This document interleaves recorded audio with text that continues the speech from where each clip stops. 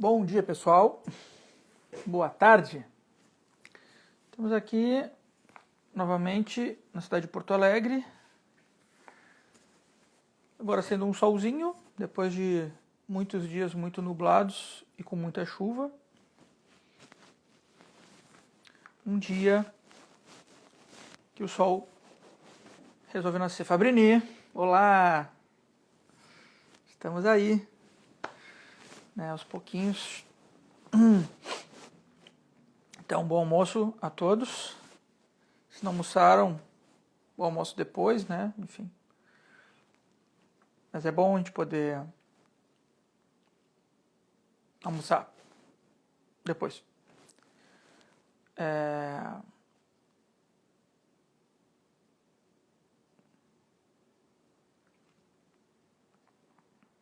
Esperando ver se vem mais alguém. Acho que hoje o pessoal está mais recolhido. Pouca gente.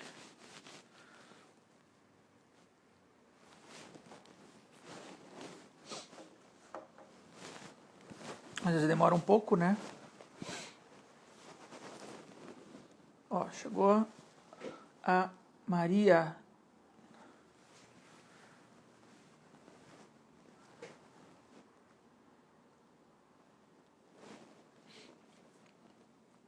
Mas o que eu vou falar para vocês hoje, né? Hoje nós temos um assunto que eu acho um assunto que eu já venho pensando nesse assunto já faz um certo tempo, e a live da semana passada me instigou um pouquinho a falar mais sobre essas duas coisas, né?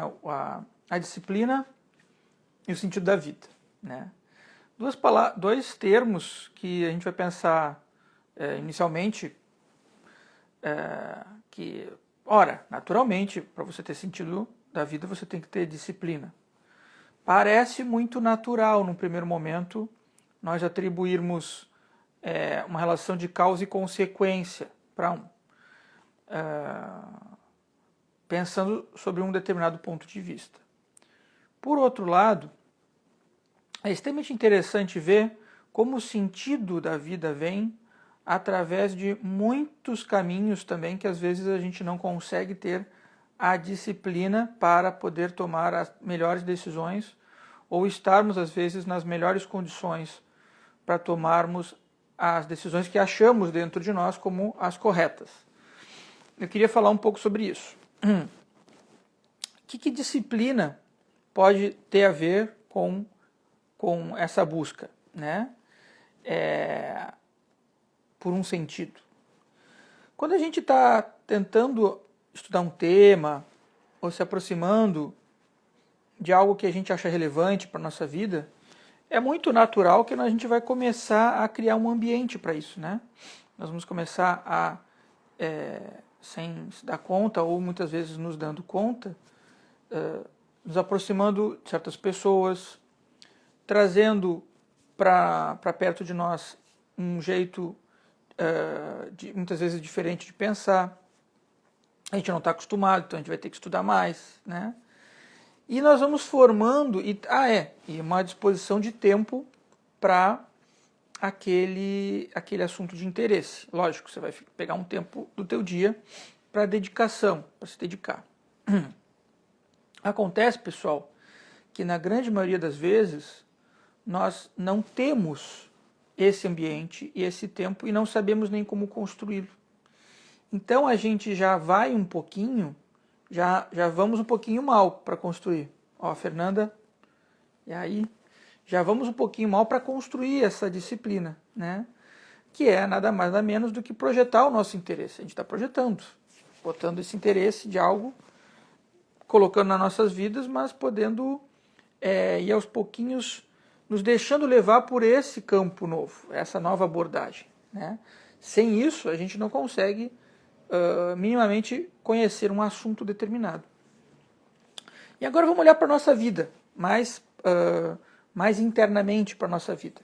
O que é ter disciplina, né? A gente, às vezes, precisa se afastar de coisas que nos fazem mal para a gente começar a se cercar de coisas que são boas para a gente. Então, poder dizer não com uma mão e acolher o que é bom, que a gente acha que é bom, pelo menos no primeiro momento, com outra mão, né? Isso é uma coisa que um grande rabino, né, que é o Shlomo Zalman de Liade, dizia, né? Você acolhe com a destra e afasta com a esquerda, né? Porque a nossa tendência, muitas vezes, é a desorganização.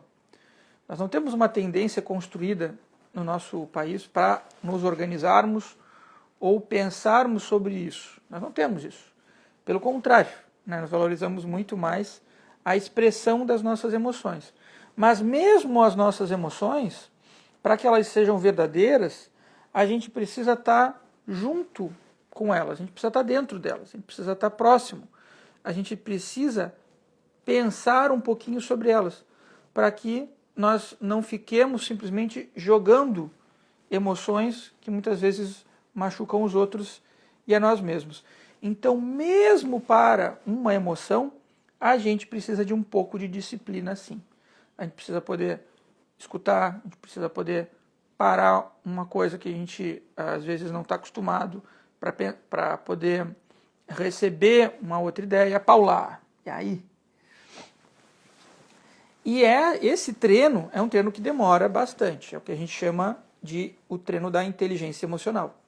Como aprender a ter inteligência emocional? A gente pode aprender a ter uma inteligência emocional se nós nos dispusermos a pegar algum tempo do nosso tempo, que é muito tempo, e começar um pequeno treino, né? Eu usei aqui o exemplo da leitura. A leitura é um excelente treino para a gente começar a fazer uma pequena mudança. Tornar as coisas que muitas vezes são brutas, mas de uma forma um pouco mais abstrata, também é um jeito. Tentar escrever alguma coisa que a gente imagina e poder fazer esse exercício de imaginar num sentido mais amplo, né? Num sentido que, obviamente, ele causa uma ferida naquilo que a gente convencionou, nas convenções que nós tivemos. Convenções de realidade, por exemplo. Convenções de que eu sou de determinado jeito, de que a pessoa me vê de um determinado jeito e que eu só posso ver uma pessoa, por exemplo, de um determinado jeito. Isso é uma coisa que o estudo da pessoa que nós somos pode revelar. Isso pode ser extremamente importante para essa busca de sentido que a nossa vida precisa ter. Ah, mas viver sem sentido tem uma comodidade. Tem. Você acaba não precisando se comprometer com nada, né? E um pouco a nossa sociedade hoje não tem muita dificuldade em se comprometer. Nós criamos certas, como se diz assim, contas, né? Que a gente quer que alguém pague pela gente e a gente tem muita dificuldade de nós mesmos pagarmos essa conta. Por quê? Porque, logicamente, que tentar pagar essa conta, né, isso quer dizer ter que se haver com uma dificuldade, é a gente ter de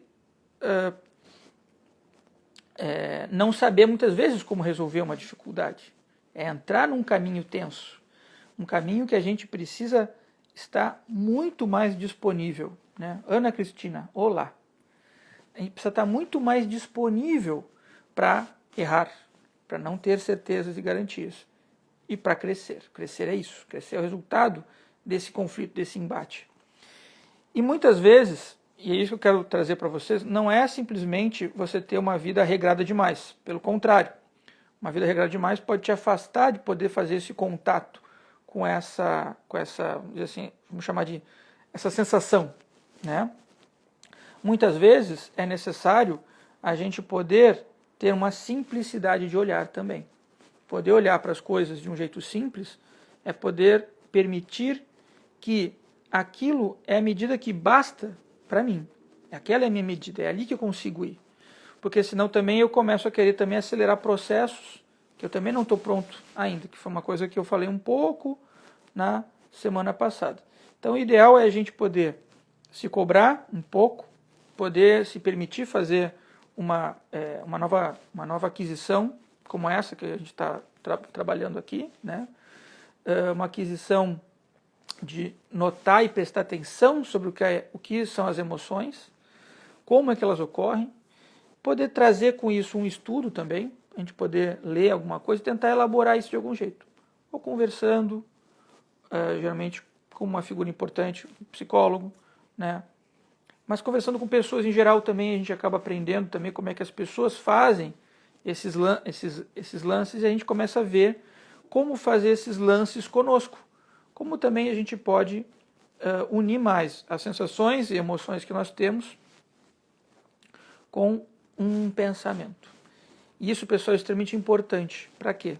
Para que a gente possa ser pessoas mais integradas, mais únicas, né?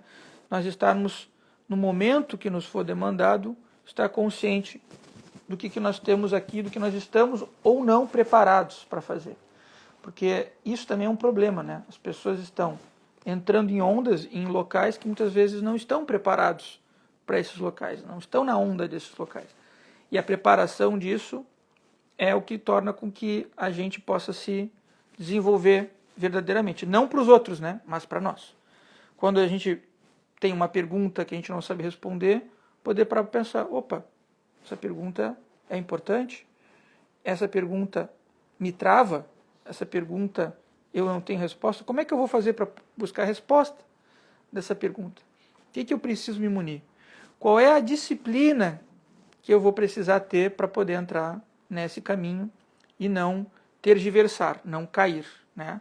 Porque o contrário da pessoa que joga tudo para o ar e diz, não tem resposta, então eu não tenho caminho, é a gente poder seguir um caminho. E seguir um caminho exige da gente não cair demais para um lado, nem cair demais para o outro. E às vezes cair nos dois. E ter que levantar também, né? E por que eu estou dizendo isso?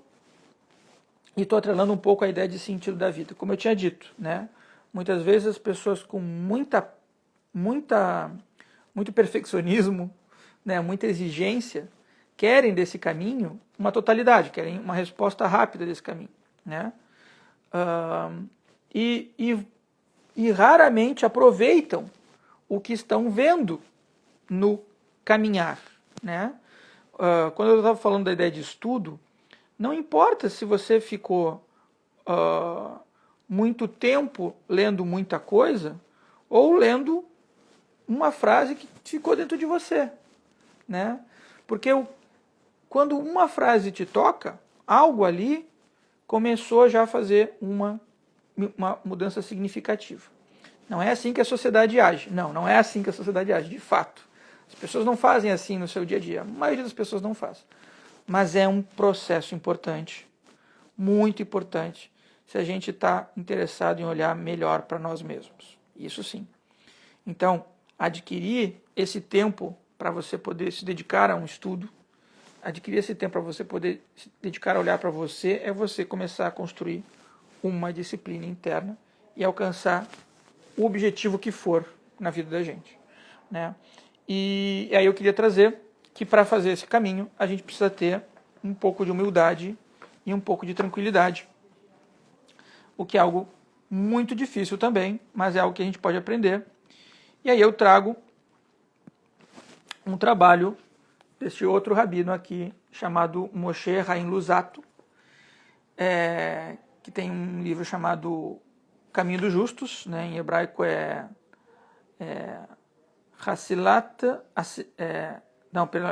Tessilata Yesharim. Eu vou falar uma frase que eu acho que pode nos ajudar e tem muito a ver com essa questão da gente poder ser mais simples, né?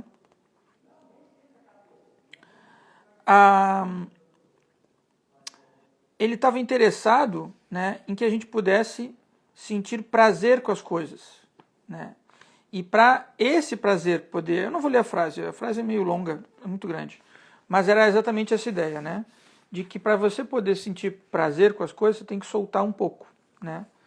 E essa soltura vem em decorrência de você poder não querer tudo para você, né? E você poder ter um caminho de honestidade e de simplicidade com a vida. Por essa razão, a gente, ele está fazendo uma comparação com a teologia, né? Porque ele é um rabino. Então, quem quer saber muito de teologia perde muito das sensações, né? Quem quer pensar muito, pensa muito e às vezes está pensando, comendo comendo o próprio rabo, né? Pensa demais, mas esteriliza as sensações. E isso é super importante, pessoal, porque isso também diz respeito a aspectos nossos que são pontos cegos, né? Como assim, se eu estou fazendo uma coisa, essa coisa está me prejudicando, me ferindo, né? Isso é justamente o que eu quero alcançar.